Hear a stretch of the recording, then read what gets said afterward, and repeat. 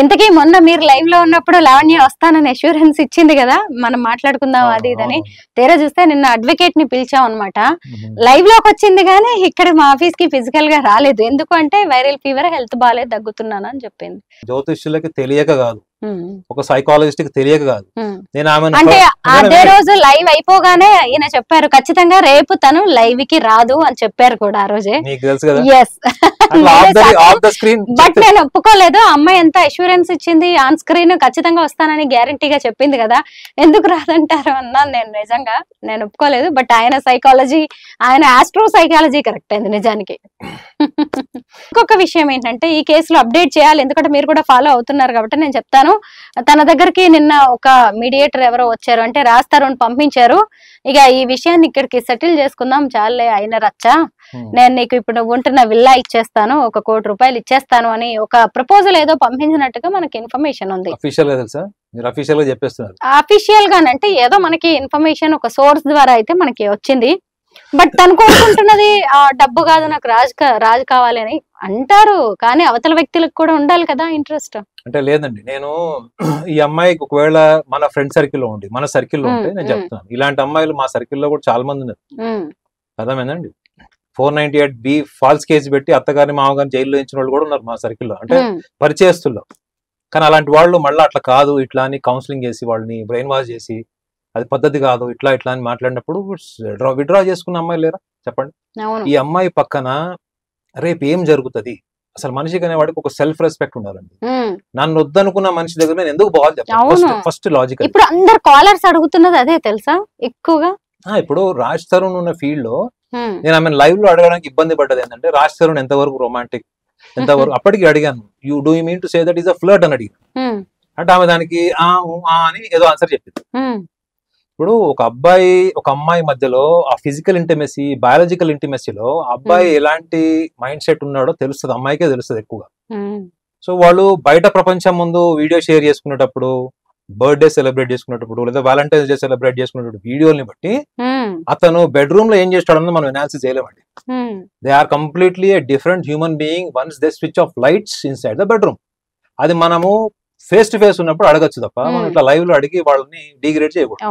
అది నా మేనర్స్. అది లేకపోతే నేను అడిగి ఉండేవాడు అమ్మాయి. సో ఒకవేళ రాజ్ తరుణ్ కే is a beauty conscious or else if he likes multiple partners, in case I'm not concluding, in case if he likes multiple partners, so అలాంటప్పుడు ఒక టైం వచ్చిన తర్వాత సాచురేషన్ వస్తుంది. నేను ఆమె అడిగాను, సాచురేషన్ వచ్చేసింది, సో బోరింగ్ అని చెప్పాను అమ్మాయికి.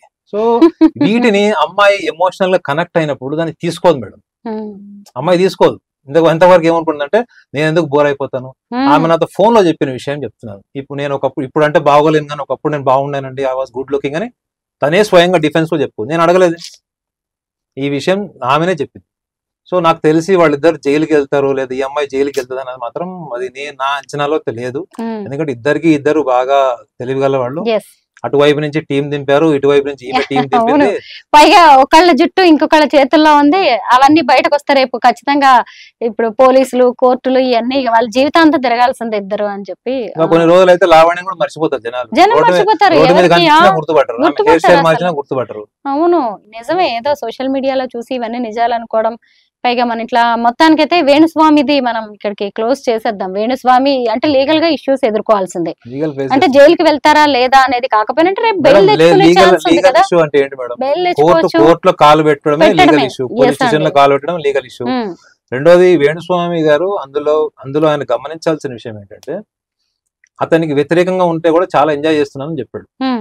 అయితే మనకి వ్యతిరేకంగా ఉండి ట్రోల్ చేస్తే మనం ఎంజాయ్ చేస్తున్నాం అంటే మనకి ఇన్సైట్స్ లేనట్టు, అంటే మనకి ఒక ఆత్మ పరిశీలన చేసుకునే అలవాటు లేనట్టు.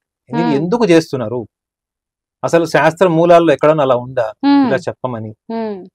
నువ్వు చెప్తున్న విధానంలో నిజంగా జ్యోతిష్యులకే అభ్యంతరకరంగా తయారై నేను జ్యోతిష్యుడిని అని చెప్పుకునేటువంటి స్టేజ్ నుంచి ఒక అడుగు వెనక్కి వేసినోడు కూడా ఎంతోమంది ఉన్నారు. ఇప్పుడు నేనంటే ఎంఏ చదువుకున్నా మేడం, పిహెచ్డి చేసిన వాళ్ళు, స్కాలర్లీ ఆస్ట్రాలజర్లు ఎంతో మంది నుంచి, అంటే 70-80 ఏళ్ల వయసులో వాళ్ళు కూడా అభ్యంతరాలు తెలిపారు వాళ్ళు చెప్పే విధానానికి. మిగతా విషయాలకు జోలికి వెళ్ళలేదు. The way you are analysing horoscopes, that shows that you have not learned your subject from any guru. You have simply studied some books and without any second opinion you have adapted the subject as a knowledge and you started vomiting in social media, then people will not accept it and they definitely deny it and they will definitely counter you. ఆ స్టేజ్కి నువ్వు వెళ్ళినప్పుడు నువ్వు ఆత్మ పరిశీలన చేసుకుని అరే నేను ఎక్కడ తప్పు చేస్తున్నాను ఇస్ రైట్ అప్రోచ్. నువ్వు అది పక్కన పెట్టేసి సమాజం నేనంటే కుళ్ళుకుంటుంది, నేనంటే ఏడుస్తుంది అంటే అది హాస్యాస్పదం. అది ఇప్పటికీ కూడా చెప్తున్నా కదా, ఇది మళ్ళా రిపీట్ కాకూడదు, ఇలాంటి మళ్ళా లీగల్ ప్రాబ్లమ్స్ రాకూడదు అంటే నీ యొక్క వాక్ చాతుర్యాన్ని మార్చుకోవాలి, నువ్వు చెప్పే విధానాన్ని మార్చుకోవాలి. ఇవాళ ఏదో జైలుకి వెళ్తాడు అంటే నలుగురు సంకలు ఎగరేసుకోవడం కాదు కదా, నువ్వు చెప్పే విధానం మారితే తప్ప నీకు లైఫ్ సెక్యూరిటీ లేదు. అర్థమైంది? మొత్తానికి నాగనాథ్ గారు ఏం చెప్పాలి, కో ఆస్ట్రాలజర్ అన్నమాట. ఆయన చెప్పేశారు వేణుస్వామి లైఫ్ ఎలా ఉంటుందంటే ఇక ఆయన చెప్పే విధానాన్ని మార్చుకుంటేనే ఆయన లైఫ్ భవిష్యత్తు ఇక బాగుంటుందని చెప్తున్నారు. సరే జైలుకి వెళ్ళడం అవన్నీ తర్వాత సంగతి, ఎందుకంటే లీగల్ ఇష్యూస్ వస్తాయి, ఆయన ఇక కోర్టుకు వెళ్ళకైతే తప్పని పరిస్థితి అని చెప్పేసి ఆస్ట్రాలజీ ప్రకారం చెప్తున్నారు. సైకాలజీ, ఎందుకంటే వేణుస్వామి సైకాలజీ తెలుసు, అటు జర్నలిస్ట్ మూర్తి గారి సైకాలజీ కూడా తెలుసు కాబట్టి ఆయన బాగా అనాలిసిస్ చేశారు, అనాలిసిస్ లావణ్య గురించి కూడా చేశారు. థ్యాంక్ యూ నాగనాథ్ గారు, థ్యాంక్ యూ సో మచ్.